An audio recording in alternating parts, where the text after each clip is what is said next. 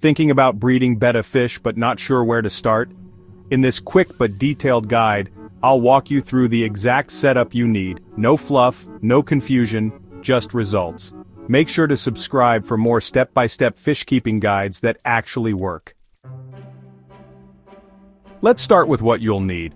A proper breeding setup makes all the difference between success and stress. A 10-gallon tank is ideal. It provides enough space for both conditioning and breeding, and gives the male room to build a bubble nest without too much current. Use a reliable heater to maintain water between 78 and 80 degrees Fahrenheit, or about 25.5 to 26.5 degrees Celsius.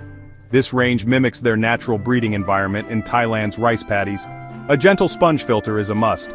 It provides biological filtration without disturbing the water surface, which is essential for bubble nest stability.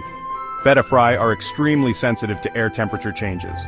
Use a lid to maintain humidity and protect the bubble nest. Now let's build the setup step by step. Keep it bare bottom. This makes it easier to spot fry and clean up uneaten food or waste. Add Indian almond leaves and live or silk plants like Java moss or floating water sprite. These mimic the betta's natural habitat and help reduce stress. Place a floating object like a cut styrofoam cup or almond leaf. This gives the male betta a spot to anchor his nest. Use aged or conditioned water with a pH between 6.5 and 7.5. Avoid strong water flow and keep lighting dim. Betta prefer low light when breeding. Breeding success, actually starts before the fish even meet. Feed both male and female high-protein foods for at least 7 to 10 days. Frozen bloodworms, daphnia, or quality pellets are ideal. Place the female in a clear container inside the breeding tank so the male can see her, but not touch. Watch for signs of readiness. The female shows vertical bars, and the male builds a bubble nest.